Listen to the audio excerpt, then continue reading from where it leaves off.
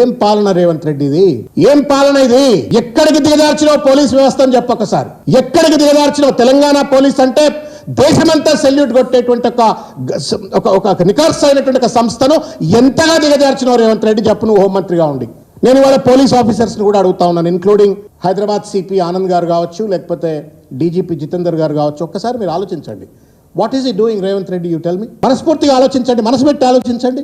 కేసీఆర్ గారు command control centre అంత ప్రతిష్టాత్మక అంత అద్భుతమైనటువంటి ఒక దేశంలో ఎక్కడా లేనటువంటి ఒక అత్యాధునికమైనటువంటి ఒక టెక్నాలజీతో, సాంకేతిక పరిజ్ఞానంతో అద్భుతమైనటువంటి ఒక కమాండ్ కంట్రోల్ సెంటర్ను నిర్మించడానికి కారణం ఏంటి అంటే, అక్కడ సాంకేతిక పరిజ్ఞానంతో, టెక్నాలజికల్ విజిలెన్స్తో మంచిగా లా అండ్ ఆర్డర్ను కంట్రోల్ చేస్తారు అని చెప్పని ఒక పోలీసులకు ఒక మంచి సదుపాయాన్ని అక్కడ నిర్మిస్తే దాంట్లో ఉండేది సిపి ఆనంద్ గారు ఉండాలా, ఇంకా పెద్ద పెద్ద పోలీస్ ఆఫీసర్లు ఉండాలా.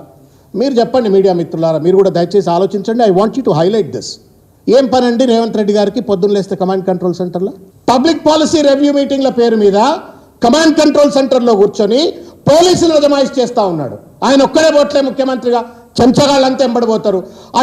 ముఖ్యమంత్రికి సెల్యూట్ కొట్టాలా, చెంచగాళ్ళకి సెల్యూట్ కొట్టాలా? What a pathetic situation is this? What a fall of police. ఒక ఐపీఎస్ ఆఫీసర్లు పెద్ద పెద్ద పరీక్షలు రాసి పెద్ద పెద్ద హోదాలో కూర్చున్నటువంటి వాళ్ళు ముఖ్యమంత్రికి సెల్యూట్ కొట్టి, ముఖ్యమంత్రి ఎంబడొచ్చే చెంచగాళ్ళకి సెల్యూట్లు కొట్టుకుంటా పరిస్థితి చూస్తూ ఉన్నాం. పోలీస్ వ్యవస్థ దిగజారిపోయింది. నేను ఒట్టి ఆరోపణలు చేయట్లేను, I'm going to get in to certain data. ఈ మాట చెప్పడానికి నేను సర్టన్ డేటా చెప్తా ఉన్నాను. ఇవాళ 2024లో సైబర్ క్రైమ్స్ ఎక్స్ప్లోడెడ్ బై 43.33%. 25,184 కేసులు కేవలం 11 నెలల కాలంలో, అంటే జనవరి 1924 నుండి నవంబర్ 2024 వరకు there is an increase compared to the last year, previous year. 43% పెరిగిపోయింది. సిగ్గుండాలా ముఖ్యమంత్రి గారికి. ఆ హోంశాఖను రివ్యూ చేయకుండా కేవలం సోకులకు సెల్యూట్లు కొట్టించుకోవడం కోసం, కాన్వాయిలు నడిపించుకోవడం కోసం, పోతుంటే రోడ్ల మీద ట్రాఫిక్లను ఆపిచ్చేసి ఇష్టం వచ్చినట్టుగా బారాతులు తిరిగినట్టుగా రోడ్ల మీద తిరగడం కోసం పోలీసును వాడుకుంటున్న ముఖ్యమంత్రి గారు, can you answer why there is an upsurge in cyber crimes, that to a 43% only in 11 months in 2024? ఇప్పటిదాకా తీస్తే ఇంకెంత పెరిగిందో లెక్కలేదు. ఈ సైబర్ క్రైమ్స్ పేరు మీద రిపోర్టెడ్ లాస్ 1000 కోట్ల, దగ్గర దగ్గర 900 నుండి 1000 కోట్ల రూపాయలు అని చెప్పని అంటున్నారు. ఇది రేవంత్ రెడ్డి గారి యొక్క ఘనాపాటి హోంమంత్రిత్వ శాఖను చేసిన ఒక పని. ఇకపోతే దొంగతనాలు 29,709 దొంగతనాలు 11 నెలల్లో. Business fraud 25,995.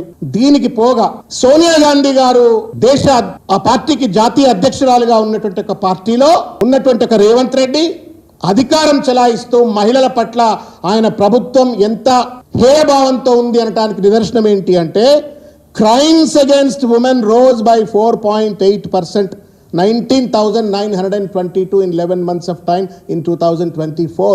Shame on you, Mr. Revanth Reddy. Unfortunately, I had to also say shame on police Telangana. దానితో పాటుగా రేప్స్ 28.94% రేపులు పెరిగినాయి. అంటే దాదాపు 11 నెలల కాలంలో ప్రతిరోజు 8 రేపులు. ఇది రేవంత్ రెడ్డి గారి యొక్క హోంమంత్రిగా కొనసాగుతూ రేవంత్ రెడ్డి గారు సాధించిన ఘనాపాటి విజయం.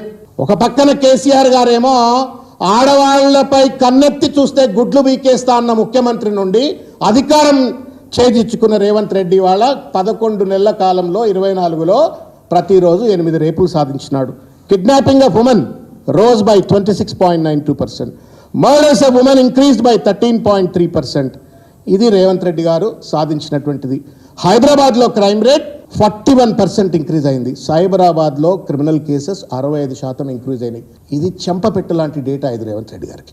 అసమర్థత, చేతగానితనం, నిర్లక్ష్యం, బాధ్యతారాహిత్యం, అహంకారం అన్ని కలగలిపి ఒక కిరీటం పెట్టుకుంటే రేవంత్ రెడ్డి లెక్క ఇవాళ హోంమంత్రిత్వ శాఖను నెరపుతూ ఇవాళ సాధించిన విజయం ఏంటి అంటే, decline in the law and order and misuse of the police authority. And unfortunately, IPS officers, మీరు బానిస లెక్క మీరు ఉంటున్నట్టు ఒక పరిస్థితి చూస్తా ఉన్నాం.